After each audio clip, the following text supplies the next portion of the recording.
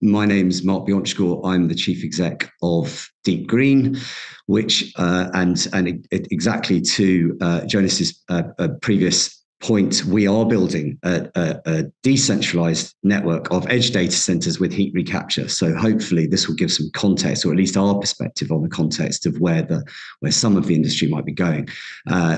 These slides usually I can get through in about 15, 20 minutes. But I'm very happy to be interrupted. I'm very happy to be interrupted and hopefully, hopefully some questions at the end. So I'll just dive straight in unless anyone's kind of got any thoughts. That's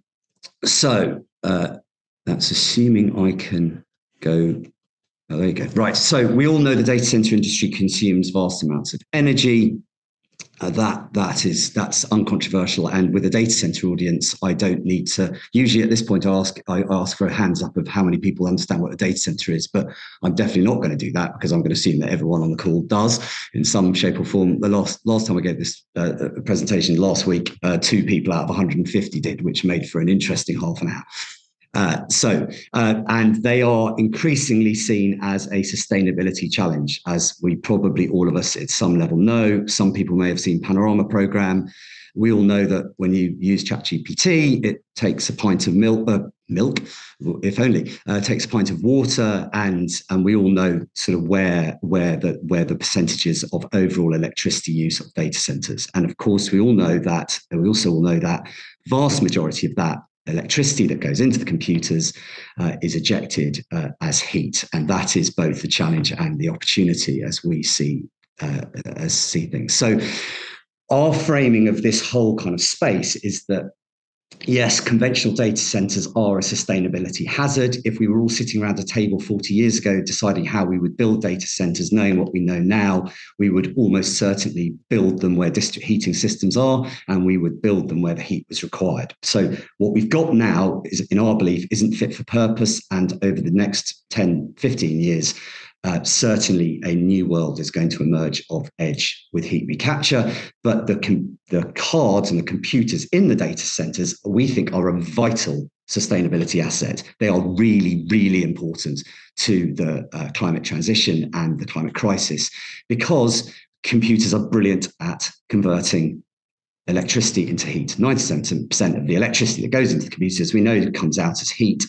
And it is that single aspect of data centers which makes them so useful in a climate emergency. So 2011, Microsoft write this incredible white paper, which is where ourselves, Carno, Cloud and Heat, and a load of other people who are doing heat recapture at the edge, we probably, I suspect, all read this paper about 10 years ago. We started 7 years ago. And in this paper, Microsoft said, that they coined the phrase data furnaces, and they said, surely we should be using the waste heat to heat our homes and offices. So that's what we've done. We have built a supercomputer within Exmouth Leisure Centre, literally within the plant room of Exmouth Leisure Centre. We install the kit for free. We put it in for free. We give all the heat away for free. It took us 5 days to do. We've been practicing for 7 years, and we can build a tier 3 data center approximately 20% of the cost of a conventional data center. And we did this, and some people on the call may have seen my face for radio. It got a huge amount of visibility, and I won't sort of geek out on the physics too much, not least because it's well above my pay grade. But what we wanted to do is we wanted to prove to the industry, ourselves and wider investment community, that this really wasn't any more a hurdle. There's more fibre in the ground in the UK than there is in the whole of North America. And the system that we've got in Exmouth is beautifully simple. So green electricity goes into an immersion unit.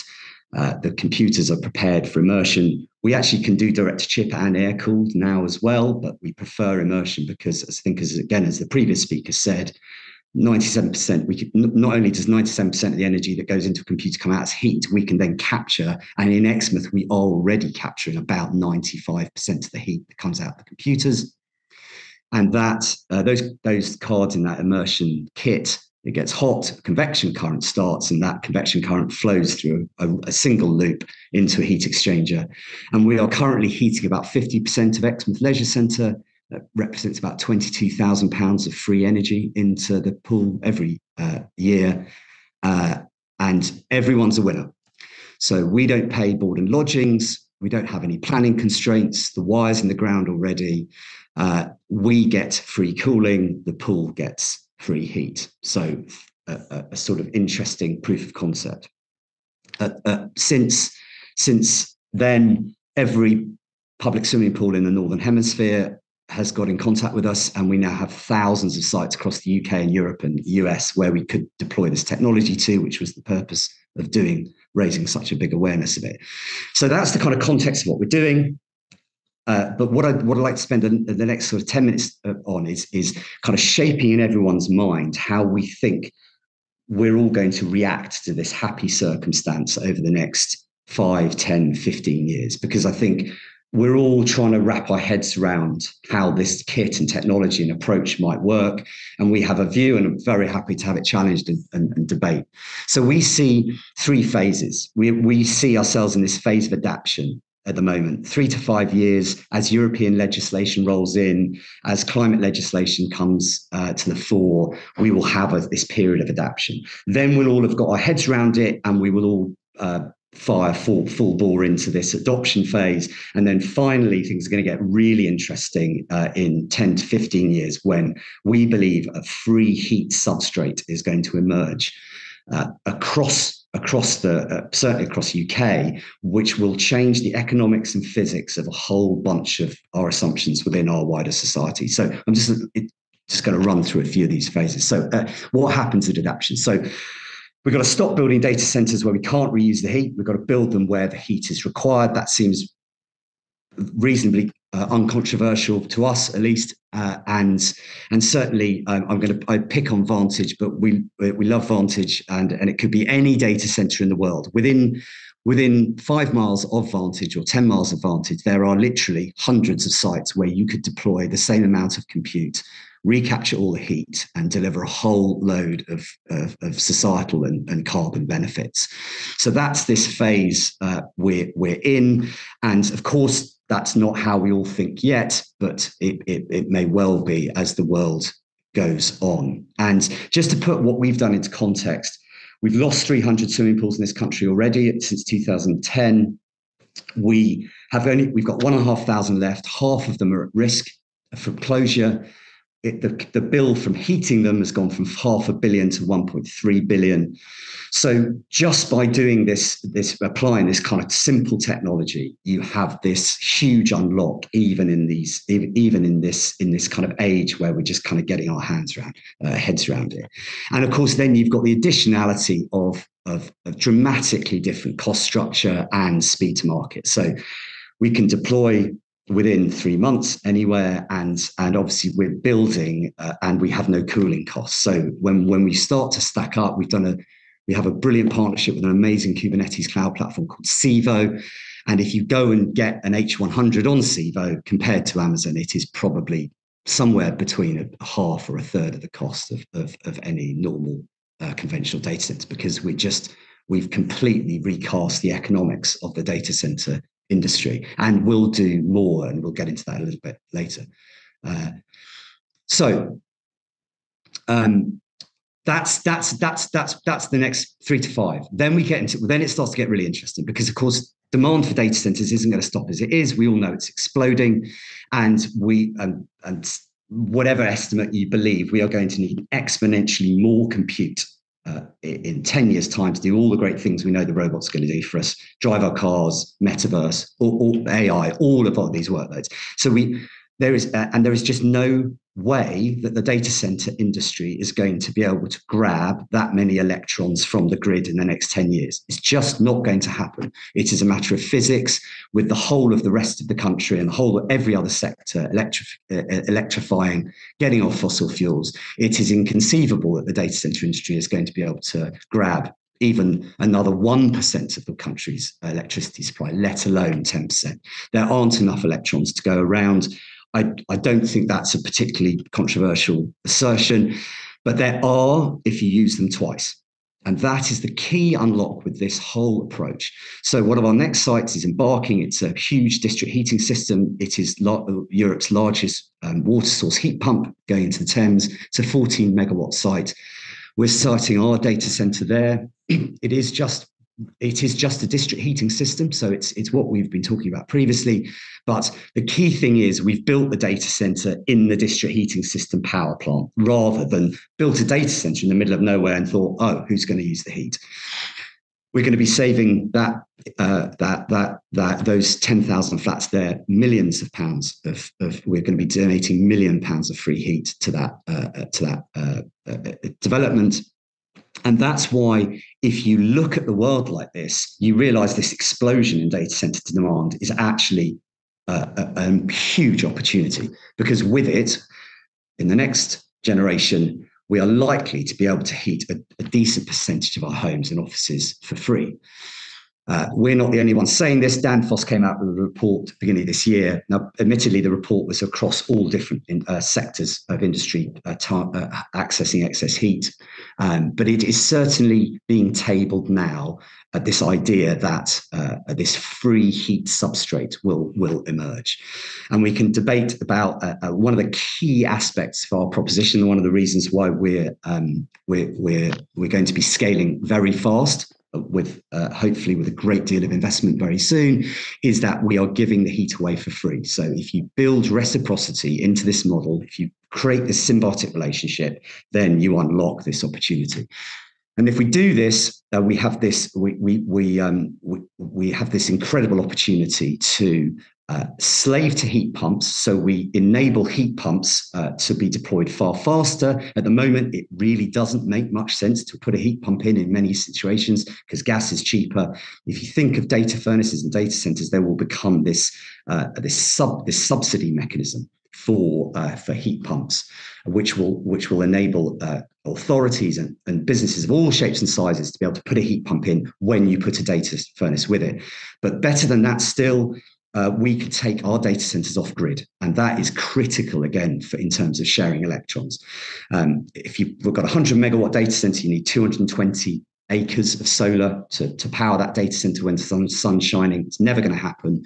If you do it like this, a 200 kilowatt data center, you actually only need half the car park of a swimming pool of solar above the cars to power the data center. So I'm conscious I'm speaking very fast and I haven't heard anyone, but I'm assuming people can still hear me and are following, but hopefully somebody... We are all good. I'll wait until the end, and then I'll pitch you a couple of questions at the end. I've got about 5 minutes left, so okay, hopefully I'll be done in about 5. So let me just spin through the last section. So amalgamation. So once we've all got our heads around it, when we've retrofitted to as many low-hanging fruit sites as we can, and then once we start to slave to heat pumps, this is going to start to not just become normal, but a no-brainer. Your cost, the cost model of data centers is completely changed, and you expand the electrification heat. Now it gets really interesting because, of course, demand doesn't stop at 10x.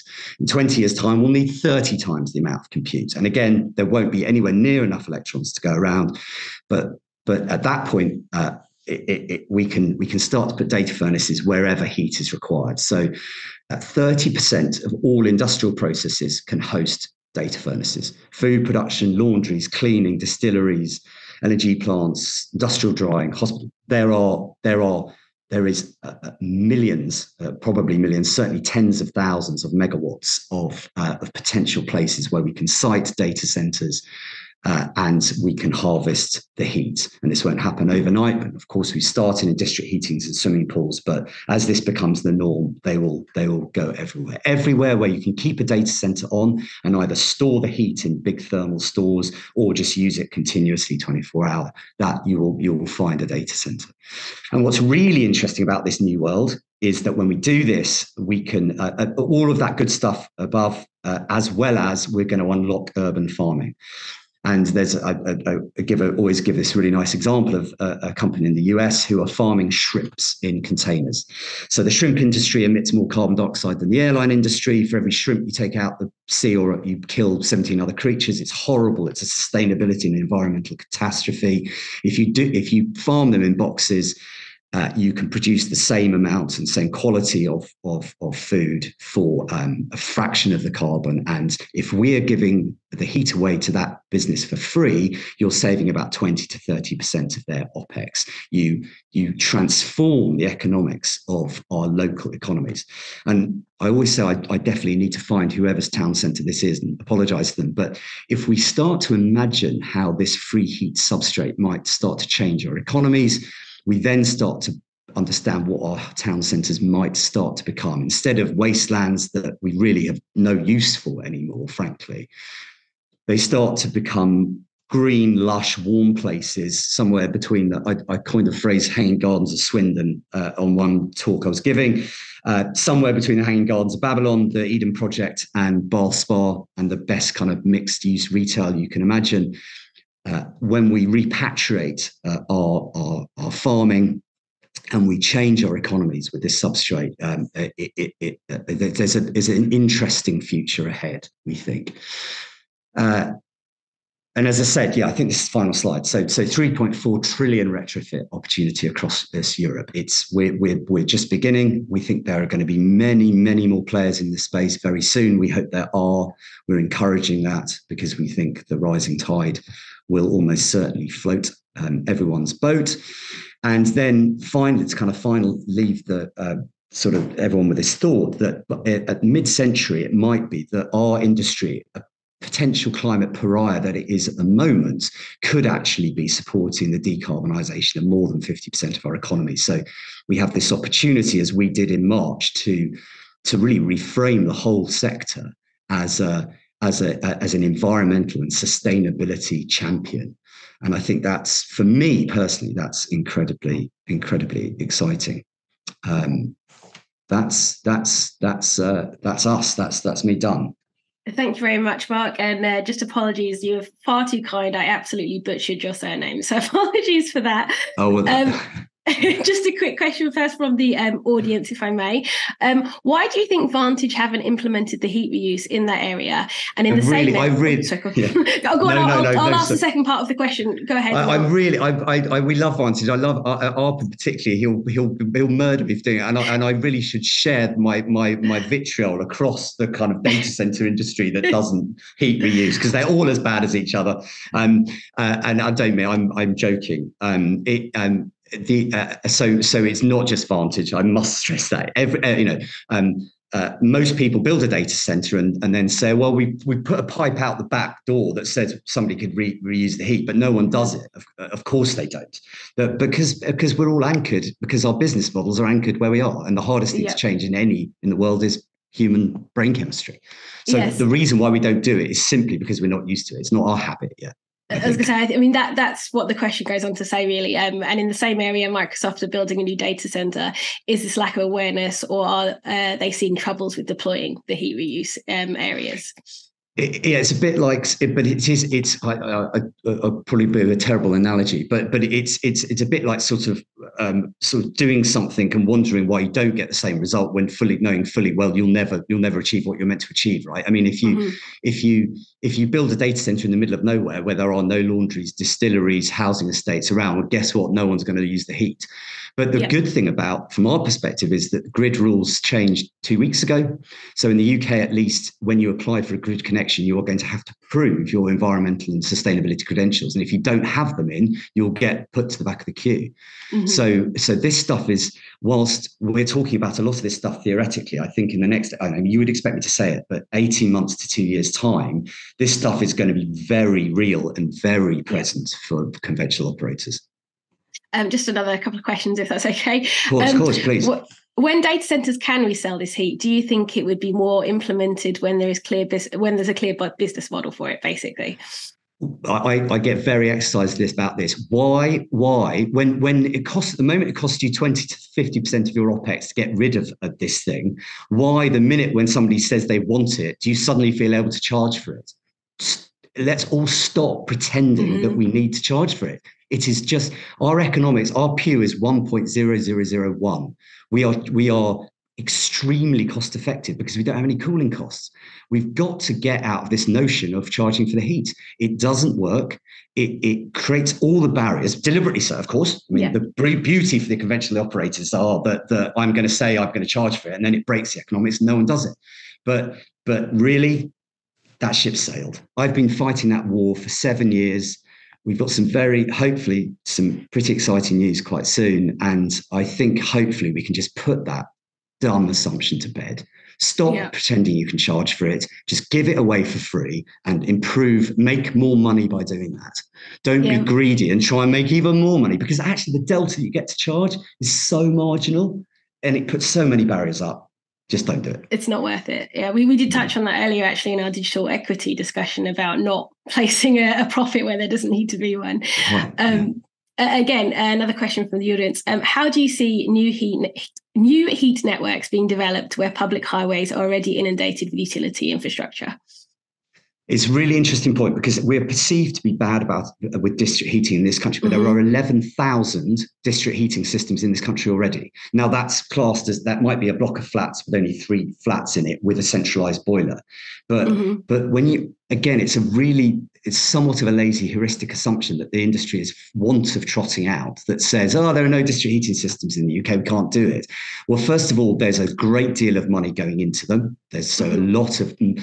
The vast majority of towns and cities in this country are now looking at district heating, so that will change. But there are already 11,000 locations where we can retrofit this technology to. So it's just not true that there to do in this country, and the world's going to change, and it is going to take time. But there's a brilliant business called Kensa that do ground source heat pump. They'll dig up the whole road. They'll do boreholes in the road. And then when your fossil fuel boiler breaks and you want to go to a heat pump, you'll just connect into that little district, that mini district heating grid. And hopefully there'll be a deep green unit next to it. So it's really about seeing what's just around the corner. And I know previously we've had people talk about the difficulties in discussing with local utility companies, and that there's potentially a lot of barriers there when you're trying to have these conversations with utility companies. What do you see as the best way to go about these conversations and actually to implement changes, basically? For the electricity particularly? Yes, yeah. Well, the beauty about it is we've got something like 11,000 sites ourselves outside of district heating. We've got thousands of sites signed up. They've all got wire in the ground. We don't need any upgrade. That's the beauty of this. So we made no upgrades to the grid connection in Exmouth. There was already enough power there. So the substation's already rated. There's already enough wire in the ground. So you don't have to do any upgrades. There's no barrier to this. It's all there already. It's an easy sell, really. Or it should be an easy sell. It's an easy sell. You're saying I'm giving you free heat. Our biggest constraint is getting networks there, which is generally a 90-day SLA, because we've got diverse fiber routes coming in and all the good stuff you'd expect from a tier 3 data center. But honestly, there's no. If you do it this way, we don't ever have to have anything to do with the grid. Even better, when we land solar and batteries, we take 40% of the data center off grid. So you put even less stress on the grid.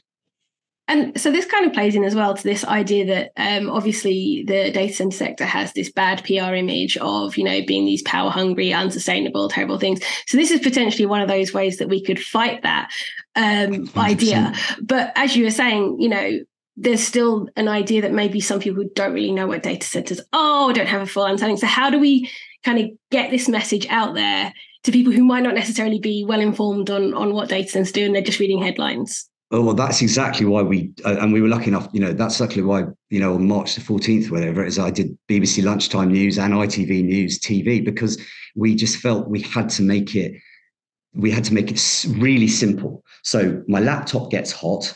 My local swimming pool is just about to be closed down because it's the heating is expensive. If we tell these really simple, really positive stories as a sector, we can we can, as you say, we can go from villain to hero in an instant. What's not to like about somebody who's giving you free heat and helping a local community asset? And that could be your local distillery, could be your local social housing project. So I think we just need to tell better stories, but also let's also be clear when we say we're green just because we buy green energy. Let's just stop pretending that anyone cares or that's significant. It's not. So if we keep on telling the same stories which no one believes and everyone knows is just greenwashing nonsense, then guess what? We're going to get the same result. So unless, again, we're humans, we need to tell different stories, really. It's a bit like cutting through the white noise, because sustainability is one of those buzzwords at the moment, isn't it, where you just hear it everywhere. 100%, yeah. And you've got to make it real, and you've got to be honest about what you're doing, what you're not doing, I think. Just one, if we can, just sneak one more question before the next session. The local swimming pool example is fascinating. However, what about the generators, UPS, multiple diverse power, fibre and security required? Yeah, it's all there. And the economics, we've done this for 7 years. Again, it's a standard objection for the industry. How many do you need? Less generators when you build a small data center? No. Do you need, it's actually better. You can get more fiber to a site as a proportion of the amount of compute you've got in there. So our data centers are actually better connected. Diverse fiber, we've got so much fiber in the ground in this country that it's not a problem anymore. And of course, when you make local internet, local exchange interconnections, or you blow fiber between our site and a client and a local manufacturing plant or somebody who's actually using the compute, it's actually way better than on a normal network. So all of this idea that this is somehow expensive, it's more difficult, we've proved it's not. We've done it. It's not, and we're happy to share all of our economics. We can share that with everyone. It's not only is it way cheaper, faster, and obviously the carbon benefits, but your economics operating the data center is so much better. Yeah, you just make more money. Yeah, which is always a good thing to lead on. Yeah. I'm richer because of this. I'm not. Yeah. Okay, I think that's it for the question. So thank you very much, Mark. That was absolutely fantastic. Thank you for joining us today.